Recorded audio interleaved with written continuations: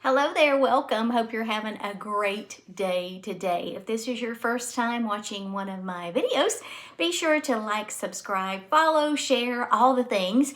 And we cover one Bible chapter a day. I started back with Genesis chapter 1 at the beginning of 2025. So if you'd like to go back and start at the beginning, just visit my YouTube channel. You can find the link in my profile.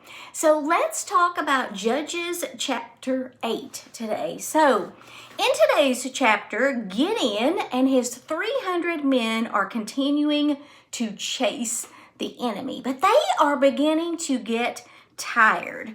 He began to try to make a deal with some people in the town of Succoth and a few other towns to get food for these soldiers. They were tired, they were hungry, and the people actually, instead of helping him and his men, they began to tease him.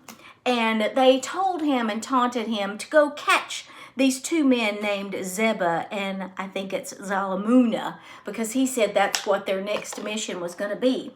In verse 13, it says, "After this, Gideon returned from the battle by way of Heres Pass. There he captured a young man from Succoth and demanded that he write down the names of all the 77 officials and elders in the town." These were the ones that had been teasing him.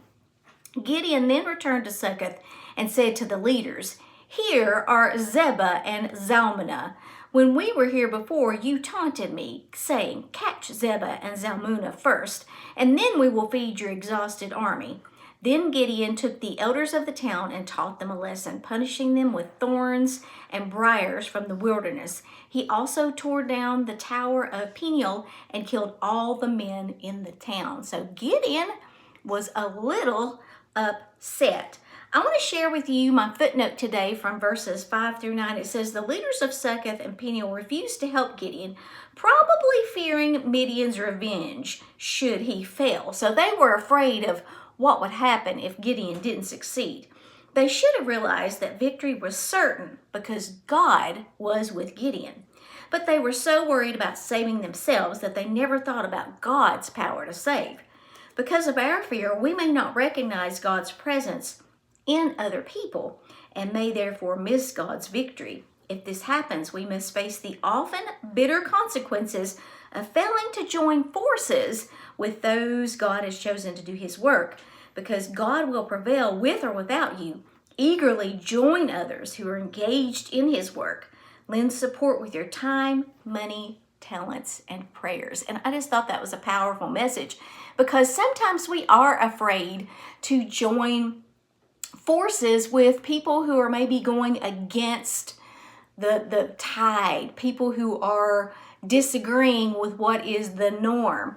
And, I think one thing I think we do need to do is when we see a person or a group that we feel like we should be supporting because we know God is with them, I think we need to take that to prayer, because sometimes people who we think are working with God actually are not. So I think the first thing we need to do is definitely take that to prayer.